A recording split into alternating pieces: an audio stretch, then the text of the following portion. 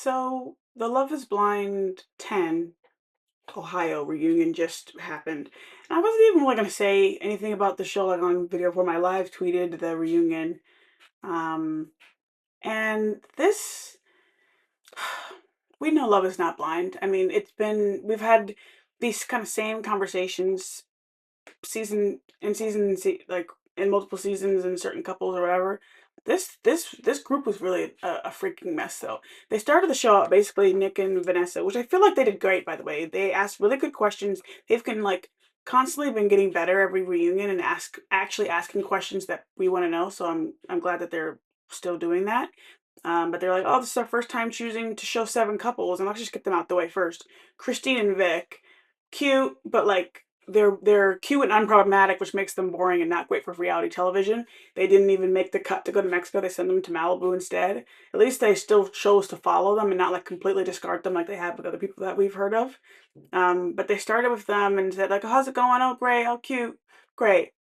And then they like went to everyone else and then they gave them a little trip at the end, like to kind of wrap it up on a little bow. But like everyone else, like it's just I said like I'm gonna start with them because every other couple, every other relationship here was a damn mess. So like get the unproblematic people out the way and that's fine. Let's start out with Bri and Connor.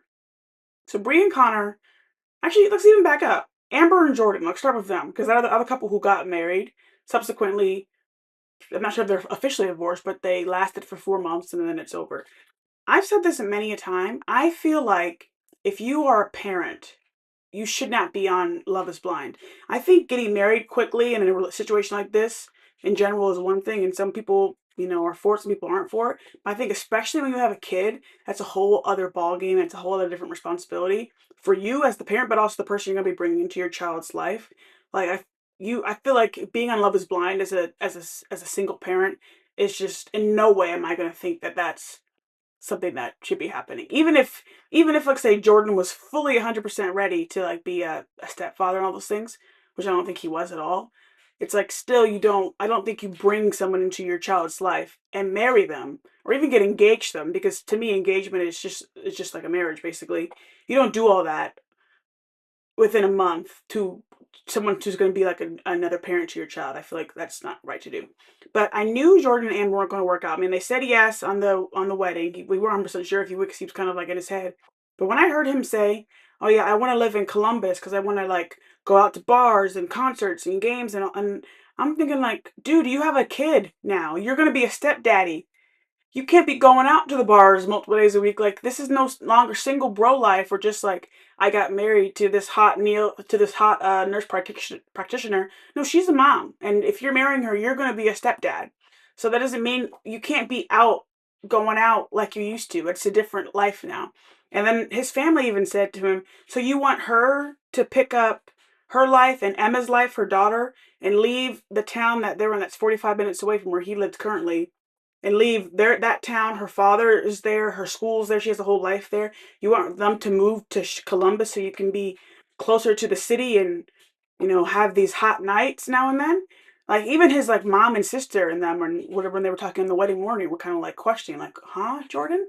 Like when I heard that I was like, okay, like this isn't gonna happen because he's not realizing like that stuff goes away, which is why again we circle back.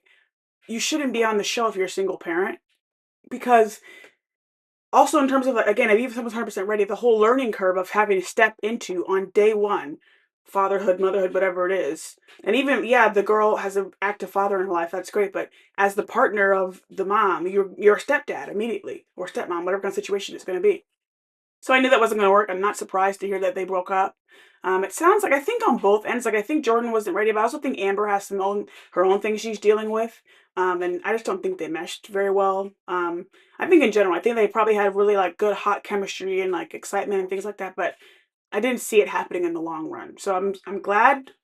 It's hard because it was like Amber like stormed off. She was getting upset in a moment when she was saying you didn't even say goodbye to Emma, the daughter, and Jordan was like, I don't know how to deal with the situation. Like I've never been with someone who has a kid before, so like, what do I say to the kid and whatever. And so obviously it makes it harder when there's children involved. To like when it's like, oh, this guy who was around isn't going to be around anymore. Like, what do you do in that situation? But it was never going to work because again, Jordan wasn't ready to be a stepfather and like again, when you're a parent, you got to do all types of sacrifice.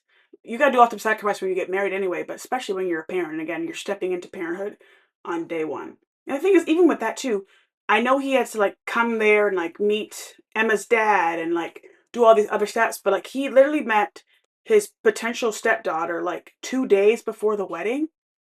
Again, I know because like I have to like get back there. I have to like make sure I get the okay from her father and all these kind of things. But also, it's like I'm supposed to meet the girl who's going to be like my stepchild 2 days before the wedding, and even for the child's sake, it's like this new guy who's going to marry my mom. All of a sudden, I just met him like at the TGI Fridays. Like it's just weird. Again, if you're a parent, you should not be on a show like Love Is Blind. You should not be on a show where there's like an engagement or a marriage like that quickly. It's it's not the kind of program you should be on. I'm sorry. That's just how I feel. I'm not even a parent, but I feel like there's just a bigger responsibility when you're a parent to approach every relationships, but especially romantic relationships in different ways because you got to think about that kid you have at home. So they're done. Bri and Connor now. So Bri and Connor broke up before the weddings, like everyone else. Everyone else basically, a couple of people broke up like at the altar, like one or two. But Bri and Connor broke up before the weddings. It was kind of like weird. I remember seeing like two things really were off with Bri for me this whole season. One was that like final kind of like breakup with Connor was kind of harsh, and it was like just I don't know, like some of the way she was speaking was kind of like whoa. But then also, and we talked about this a decent amount tonight, the way she was in that conversation with Chris and kind of indulging that conversation with Chris for far too long when he was slagging off Jessica. And I'm like, if they're supposed to be your friend, I'm actually going to pause on them and that whole Chris situation because there's a lot more to say about that. Um, but focusing on Bri and Connor, they are still together. I'm not sure if they ever officially really broke up. I think they kind of just like called off the wedding, but they stayed together. And I was like, oh, they're still together? Oh, like, and she was saying like I wasn't my best person, and this time that's why I couldn't get married. They didn't say if they're engaged or not. I don't. It doesn't sound like it. They said they're. Vanessa's like, where are you guys headed? She's like towards the altar. So eh, we'll see. I'm not too sure there. I'm gonna pause and I'm gonna go back to them in a little bit. Next, Emma and Mike. Emma and Mike to me similar to Amber and Jordan. They were never gonna work. Okay, Emma came into this experience and was seemingly like a pretty much a hard no on having children. Even her parents were surprised, and her sisters, when she came back and she's basically saying how she's thinking about maybe she'll have kids, and they were like, "Whoa!" Like even her sister, who is a mother, was like, "Yeah, I want to let you know," like, and was being really real in terms of like it's hard and like yada all these things. And it was like you could see like, oh, you've been gone for 2, 3 weeks, and now you're thinking about having kids. And then Mike is saying, yeah, it's a deal breaker for me. Like I have to have kids. Like even in the pods, like when they were having this whole back and forth, like they should have ever even gotten engaged. Honestly, is what I feel because even there's no way Emma could genuinely, excuse me, come to a decision about having children like being like, oh yeah, I'm 100% gonna have kids, like within that short of a time period, without you maybe thinking like, oh, she's doing this because like she just wants to make sure Mike doesn't go, and then whatever. And like again, if it's such a deal breaker for Mike, you shouldn't be with someone who's like, as he said, he wants someone who's 100% down for kids, and I think that's fine to know what you want, but you shouldn't get engaged to someone who's like basically on the fence. Like if you should get engaged if you want to still pursue that. If it's like okay, I know it's 100%, right? And I just don't think Emma could genuinely get there to affirm 100%.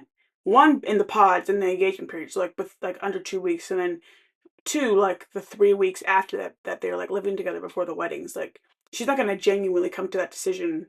I don't think anyone could after you have the whole lifelong thing of maybe not having kids, and she has a whole background of like why she was feeling that way, and then to suddenly be like, oh well, actually, it's not giving. I mean, come on. She said yes at the altar. He said that apparently they had talked before and decided they're both going to say no because they knew they weren't ready for that, and like the kids thing was still like a factor. And Emma just went with her emotions and said yes. So he was like, I kind of was blindsided up there because maybe he thought it was like planned out, scripted. So he said no because he still wasn't 100%. She was saying yeah, but like me saying yes then was like me saying like yeah, we will have kids. Like was me kind of giving the okay. And even in the wedding, it was like this kind of little bit of a back and forth. Emma was like yeah, but I really, and it was like trying to almost convince him that she was real about it. I don't know, it was just kind of weird, and he was still just like, no. And my thing is, for me, that really revealed, like, hey, this really, I don't think was ever really real, and maybe either both sides. He, like, they're not back together, right? He's dating someone else completely. She was in the audience tonight. I'm like, okay, so if the only thing holding Mike back was not being sure Emma was having kids or not, Emma has said that she will have kids, like she wants to have kids with Mike, and she has said, like, whatever. Um, so if she said that, then why did they not get back together? Because one, is it because Emma's not really honest about that? Like she doesn't really want kids, but she's just saying it because it's like what you gotta say. And two, is Mike just like, is that not the only thing? Because now suddenly there's something else that's holding you back from being with her. Because again, moments ago it was like we're gonna be, you know what I'm saying? Like it's kind of confusing and weird. But I don't think that was ever gonna work because in those conversations, I think she was also talking to Connor when saying again in the pods, like, I don't know if I want kids. Like, if you're someone who 100% wants kids and you have someone who's on the fence or doesn't really want kids, is what Emma was really kind of saying initially, like she didn't really want kids. You don't really go down that path unless it's like maybe later on. But like, I don't think you can engage and like hope to see what happens. And then basically, if you don't change up, I'm gonna leave you. Like, cause then that's shit. Like, who wants that? So it was pretty much doomed from the start. I feel like that wasn't gonna work out, and I think it's good that they're not back together. All right, Brittany. No, pause on that. Ashley and Alex. Ashley and Alex, they both suck to me. Honestly, they both do. Alex more so. Alex is like Pinocchio. Like he's just lying, and they're just like weird. Vanessa and Nick were trying to ask Alex some questions, and he was again saying, I can show you my Airbnb receipts. Like, what kind of grown man says, I'll show you my Airbnb? Like, it's just weird. And also, I genuinely asked, I said, is he still unhoused? Because every other man in there, and even in the audience, was like in suits. And then Alex was like in a polo shirt. Looked like he just got off like his caddy shift at the golf course. I was like, what the heck's going on? Where is the jacket? Where is the suit? Very confusing to me. And they were trying to say to him, like, and backing up, he kept bringing up, like, oh, I got interrogated by her father, yada, yada. Two things. Ashley's dad is a dad. She's his only daughter, so that's one. And two, he's a lawyer. So what was he thinking was going to happen when you go to dinner with your fiance's father, who's also a lawyer? You think he's not going to ask you any questions? I just don't get what he's expecting. He's like, he kept bringing this up. Oh, I got interrogated by your dad, and yada, yada, yada. Even if he wasn't a lawyer, like maybe because like the style was like more lawyerly, and also someone reminded me he's a divorce lawyer at that, so he's gonna come with questions. And then again, on top of that, most of all, he's a father. He's gonna ask some questions of the person who's trying to marry his daughter, his only daughter. I mean, I don't get what he kept hanging, like holding up on that, like it was like some big, like, oh my gosh, why would he ask me all these questions? And then Ashley and like Vanessa as well were kind of saying like you sounded too kind of rehearsed and like so ready and perfect with the answers. And Vanessa was trying to say genuinely to him, like, if you would have like maybe taken the guard down a little bit and said like, I don't know what's gonna happen, and I just love your daughter and yada yada, he might have like gotten that more than kind of this really like cut and dry and Ashley kind of said ChatGPT-ish answers. And he was like, well, should I supposed to like not say anything? And like he was just getting really defensive and weird, and he's just a weirdo. And I feel like Ashley's a little bit strange as well. I mean, both of them, no, it wasn't happening. And then also like they dropped this news that Alex and Devonte, I keep calling him like Devonta, but Devonte are roommates in Arizona. What the hell? Where did that even come from? They showed some weird video of them doing penalty kicks. I'm like, what the heck? Weird. But now on to Brittany and Devonte. Um, that whole breakup moment from them was really, really cringe. Very, very cringe in the conversation, but then also seeing the two different VTs and the two different things they were saying. Brittany to Devonte, and also in her VT was so like, we're gonna get married for sure, and like it's just gonna happen later and all this. And then Devonte to her was saying like, we'll keep in touch, and kind of just quiet and like quietly nodding. And then on his way out was like, yeah, she's really kind of clingy. I can't even like change my clothes without her being all up on me. And she bought a dress before, so he was like not saying things as directly as he could have, but also in the moment with Brittany, he was very much like she was saying all this. We're gonna get married. And he was literally just like, and as he was leaving, he said, "We'll keep in touch." And he literally, it looked like he was moving out of her house. He literally grabbed like 3 bags and left the house. Does that look like a man who's coming back here soon? someone who's grabbing up all his belongings and is leaving your home. Come to find out, they didn't speak for at least 2 weeks after that. And then, like, she reached out, like, what's going on? He said, oh, I just need some space to process, yada, yada. And then, surprise, surprise, he goes to Austin, Texas with Bri from Bri and Connor, Ashley from Ashley and Alex, and Priyanka.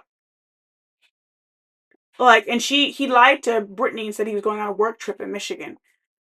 So hold on, let that ruminate. Let's remember that Bri, Ashley, and Priyanka were the three girls who were sitting there talking to Chris while he was drunk blabbering at that gathering, slagging off Jessica all crazy. Those are the same girls who now have taken Devonte on a trip. Now, they were led to believe that Devonte and Brittany had broken up. But still, I'm like, if they even if they had truly broken up, why would you still invite him on your trip? And yeah, he had his own different Airbnb though, and it was like just for a concert. But like, even if you're not that close to Brittany, it's like, why are you bringing him on a trip with you guys? Like maybe fresh off of a breakup, maybe like with someone that you always have some kind of connection to because you guys were in this experience together. On the girl side, like you can tell the girls are quite close and some of the boys are close. It's just like weird. And I'm just again, it's like it's you three again because we touched on it earlier about like Bri apologized for her piece and like indulging Chris too long when he was like coming on to her while also slagging off Jessica. And then those three girls, Jessica said, like, you know, I would have stood up for my friends because it was very hard to like even hear what he was saying. It was so nasty.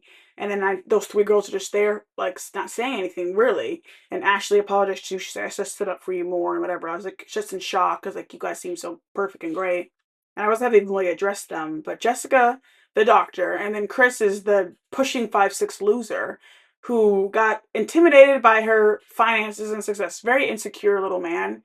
A very insecure little man. Like literally, and I'm glad Jessica brought up, she said like insecurity on finances and like maybe looks. Like she was like listing these things.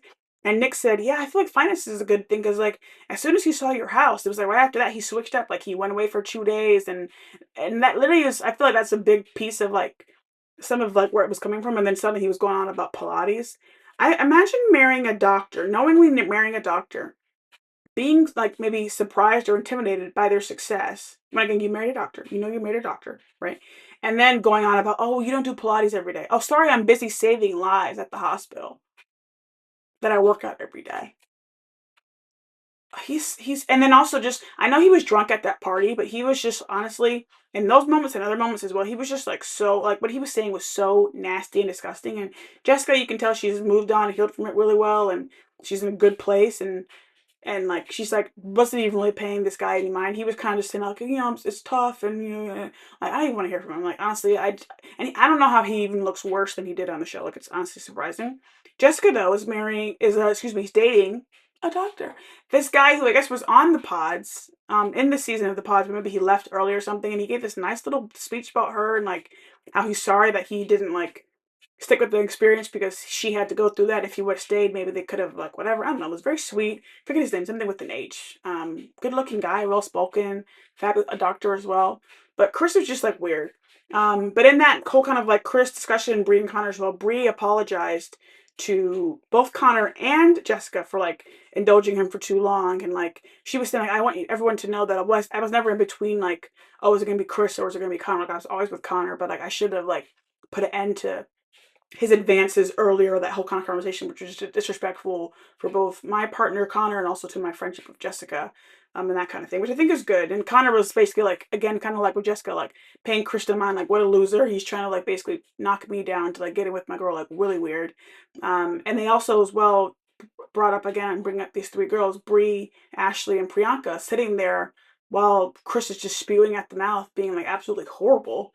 And like they like again I said they apologized for like not sticking up and not saying something on her behalf or even just like sitting there in the conversation because it was just like this is what I realized, like I know like Love is Blind, like yes the men and women are meeting for the first time, but so are the women are meeting for the first time and so are the men. Like these are all new like friendships and relationships. These are people they're just getting to know. So I know it's not like, oh, it's not like my best friend I've known for 10 years. These are all new people in my life. But it is still like if and again I know he was drunk, but if and you kind of know him a little bit, and like Ashley was saying they were so shocked because they thought they were like for sure going to be together because how they were in Mexico and all this stuff. But if I'm sitting there standing there as they were at this bar, and this person is like saying these horrible, nasty things about another woman in front of me, and thinking I'm and basically thinking that it's like going to be, if you, by standing there, to me it feels like it's like you're accepting not the words, because they did, say them things back and they look shocked at some things, but it's almost like, yeah, it's okay to come to me when you want to like talk shit about somebody, about a fellow woman or whatever like that. Like, they should have left. They should have left much earlier than they did. They should have actually said something, even if they didn't have the guts to say something, like to be like, "What the heck, dude? Leave the conversation." Because, like, guess what? I'm not a safe space for you to try to like say these nasty things. I'm not that safe space. Piss off. So very weird. But then come to find out that those were the same three girls who brought Devonte on this trip to Austin, Texas for this concert. Apparently, Bri and Devonte were at dinner together, and she kept calling him Devo. Like, what the hell's this nickname? And they said, "Oh yeah, we're going to see this Russ concert." He said, "Oh, I love Russ. Oh, why don't you just come?" And they went to the concert and whatever. And then they didn't know that Brittany didn't know that it was. They didn't know. Well, the one they thought they were completely broken up, Brittany was kind of like, "Well, no, we kind of were still maybe going to work on things, whatever." Devontae clearly just had no guts to then actually say it. But then also they didn't know that he lied about being on a work trip. And basically the word got around, like Amber told Brittany because she thought Brittany knew, but then Amber had learned from Jordan, and Jordan said he didn't know who he learned from. But it's just like a mess. I mean, those are the same girls, huh? Who didn't say anything when Jessica was being like dragged through the mud by Chris and just being saying these absolutely vile things. And now they mean to tell me they brought who they thought was this recently single man from their experience on a trip without talking to Brittany at all. And even though it's like, yeah, like Bri was saying under her voice, like, we have to get permission from Brittany to take Devontae on a trip or like whatever. Like, everyone's grown here, I understand it, but it is still, it's kind of like just the courtesy of it, like, it's gonna get back to her. That you guys are, there's like the seven couples, so there's 14 people who were in this experience for this length of time. You guys all live in somewhere in Ohio. It's gonna get back to her that he went on a trip with you guys like 2 weeks after their supposed marriage date. So whether you thought they're broken up or not, it's like either one, tell her, or two, don't even invite him on the freaking trip. Like, it's weird. Weird. And then to top that off, Devontae announces, no one knew on the thing, seemingly maybe Alex knew because they're roommates in Arizona. Like, what the heck? Announces that he's going to be a father this later this year, and that he's engaged. And they're like, okay, so she lives in Arizona, and he's like, no, I have another place, a house in Ohio. So I'm like, okay, so you're roommates with Alex in Arizona, but you have a house in Ohio that your pregnant fiance's in. Like, what's going on here? I don't know what's going on, but, and everyone's faces were just like shocked because like no one knew this, and Brittany was sitting right next to him, and it's just like cringe. And the thing is with Brittany, like, some of the things Devontae was saying, like, I think were valid a little bit in terms of like the buying the wedding dress before even coming to the experience, and saying to Devontae, like, I knew this would be the one that he would think I look like the best in or whatever. I'm like, how do you know that? You didn't even know him before. She very much, she wants a husband. She very much is like in that space of wanting to have a husband. I think that's fine. Like, I forget how old she is, but like we get to a certain age, you starting to feel that, um, because the signs were there, babe. She was like asking for the bare minimum from this guy, and she was like literally taking the crumbs that he left off on the table to say like, we'll keep this to keep me going. Like, I think she was just, as she said too, didn't want to start over, want to just basically focus on this and commit to this. I don't know. This whole reunion, all these couples, again, they like went back to Christine and Vic quickly and gave them a little trip saying, you missed out on Mexico, so why don't you go now? Thanks to like TurboTax, whatever the hell, kept like doing these like weird ads. Um, so it was kind of like, let's remember the love. They brought all these old couples and old like Love Island, Love is Blinders on, and showed this little reel while they had this performance. But I hate the performances. They kind of sounded kind of good today, but the performances are so like random and weird and cringe to me. But they showed all these little pictures of these couples that have been successful, and like, oh, Christine and Vic, go sit on our married couples section. You made it, yada yada. Trying to like bring it back, like, guys, Love is Blind. While like even Alex said like, oh yeah, I wanted to find a wife here, but I didn't see any. And like, the vision was just one piece of it, and then again Chris's whole thing about like the Pilates and the BS there, like just like weird, just weird. Love is not blind. I think the women for it is blind, but time and time again the men come on the show and are just like, they'll fall for you emotionally, but like if you don't actually meet their expectations, they're gonna be like, peace. Anyway, this got longer than I even planned for. I didn't even know I had this much to say on all this, but that's Love is Blind 10 or Love is Blind Ohio. They're kind of like, they mentioned 10 seasons, but like on Netflix now, even they just have it as like the city names or the state names, which I think is good because I'm gonna forget what city, what state it is. Like, I'm like, ask me next year where were we last year. I'm not gonna remember it's Ohio properly. That might 2 years from now. I'm not gonna remember. So yeah, that's all for me from Love Is Blind. Let me know what you think on the couples from this season. What are you thinking about them? I mean, there's only two who are remaining. One's married and the other one are not married, but like I don't know if they're engaged. They're just like together. I don't know. It's weird. Again, like I said, I live tweeted this whole thing in like this long thread. Maybe I'll put that below if you want to look at it on my Twitter to see some more of my thoughts. But I kind of really shared a lot of my thoughts here. So if you made it to the end of this video, you're real. But yeah, that's it for Love Is Blind 10, and good night.